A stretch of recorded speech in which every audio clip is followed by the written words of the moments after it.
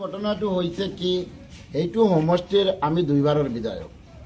এতিয়া নিৰ্বাচন আচৰণবিধি চলি আছে সেইটোও আমি গম পাওঁ আমি জানো আমি আইনসভাৰ সদস্য সেইটো আইন আমি বুজি পাওঁ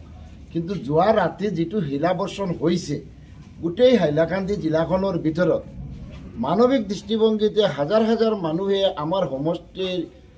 জাত পাত বৰ্ণ নিৰ্বিশেষে গোটেই ধৰ্মাৱলম্বীৰ মানুহে আমাক ফোন কৰি আছে এমএলএ সাহেব আপুনি আহি চাওক আমি গৈ চাই সাৰ্কেল অফিচাৰৰ লগত কথা পাতিছোঁ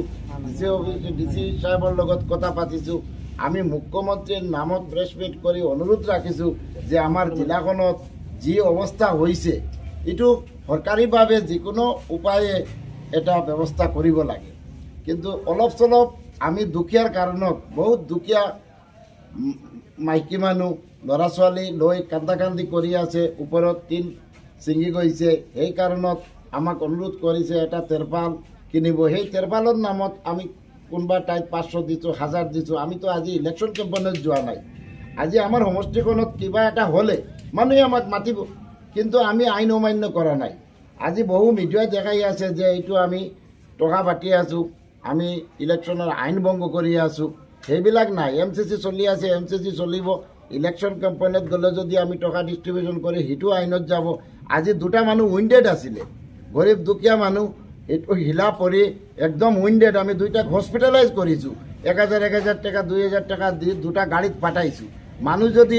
ঢুকাই যায় মানুহ যদি মৰি যায় তাতে যদি অলপ সহায় কৰে এইটো আৰু এমচিচিৰ বাহিৰত পৰে কাৰণ এইটো হিউমেন গ্ৰাণ্টত থাকিব লাগে আজি আমি মুখ্যমন্ত্ৰীক অনুৰোধ কৰিছোঁ এতিয়াও আপোনালোকৰ মাধ্যমত অনুৰোধ কৰি আছোঁ যে আমাৰ ডিচি অফিচ আছে আমাৰ সাৰ্কেল অফিচ আছে সাৰ্কেলৰ পাটোৱাৰী মণ্ডল এইবিলাকত লৈ প্লেন এষ্টিমেট বনাই ইমিডিয়েট আজি অস্থায়ী হিচাপে তেৰপাল চেৰপাল আমাৰ যিবিলাক আছে পলিথিন একো দিয়া নাই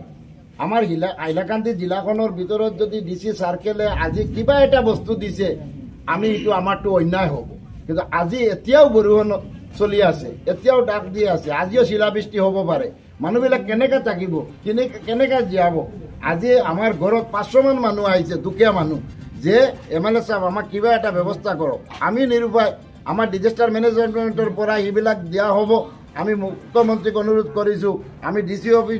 ডিচি সাহেবক অনুৰোধ কৰিছোঁ আমি সাৰ্কেলৰ লগত কথা পাতিছোঁ সাৰ্কেলেও আমাক কৈছে এতিয়া এমচিচি চলি আছে ছাৰ আপুনি অফিচত আহিব নাপাৰে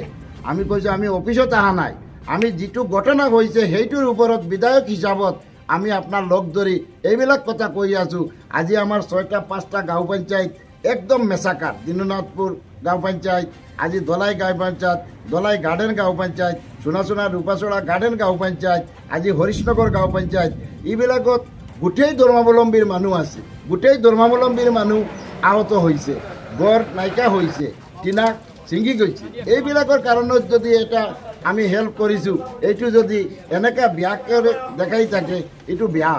আজি চাওক আমি বিধায়ক আমাৰ কৰ্তব্য আছে দায়িত্ব আছে ইলেকশ্যনৰ আইনো মানিব লাগে আৰু মানুহবিলাকো বাচাব লাগে